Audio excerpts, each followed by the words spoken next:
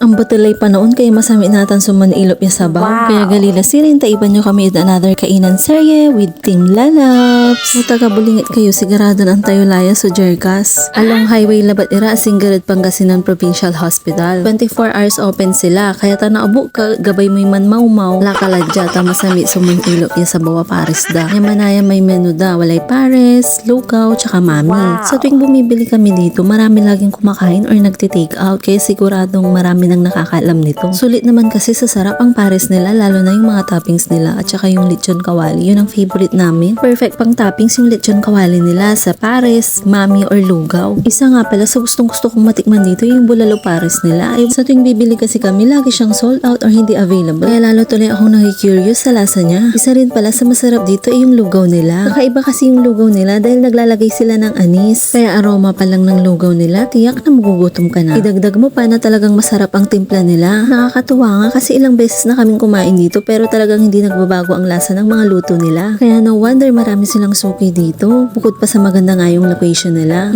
Natakam ka na ba? Kung hindi pa, itry mo na. Kahit wala kang kayakap na jowa, siguradong iinit ang Pasko mo pag humigop ka ng sabaw nila. Wow naman! Oo, itag mo na si friend at ito muna ang kainin nyo. Siguradong solve ang gutom niyo. That's it for today. Thank you for watching. Share mo na rin para malaman ng iba. Follow for more.